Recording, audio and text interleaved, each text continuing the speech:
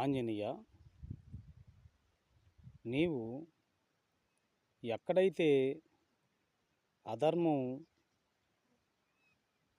ఉంటుందో ఆడికి పోయి అధర్మాన్ని అంతం చేయి నాయనా అని చెప్పని రాములు వారు చెప్పటం జరిగింది.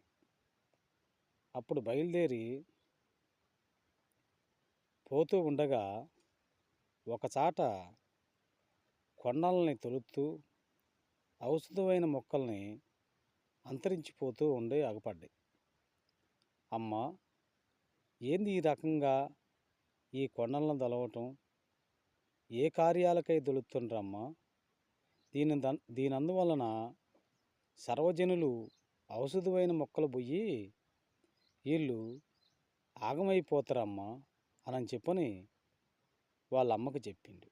నాయన, అధర్మం అంటే ఆ రకంగానే ఉంటుంది కనుక ఎప్పుడో ఒకప్పుడు మహాదేవి ప్రత్యక్షమయ్యి అధర్మాన్ని అంతరించటానికి పుట్టి ఒక గాలి రూపంలో తగలటంతో ఎక్కడ జనులు అక్కడ నల్లులు రాలినట్టు రాలిపోతారు నాయన.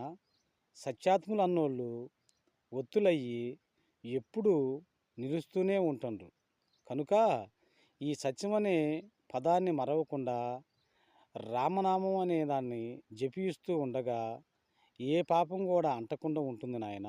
కనుక నువ్వేం చేయాల్సిన పని లేదు, ఊరక చూసిరా, అంతేగాని ఎవరిని మందలించొద్దు, ఎవరికేమి చెప్పొద్దు. ఎవరు చేసుకున్న గుణగణాలు పాపపుణ్యాలు వాళ్ళమ్మటే ఉండి వాళ్ళని ఏదో ఒక రకమైన దాంట్లో హింసిస్తూ ఉంటాయి. కాబట్టి నువ్వు మటుకు అధర్మానికి పాల్పడకు నాయనా అని చెప్పని మహాతల్లి అంజలీదేవి చెప్పటం జరిగింది.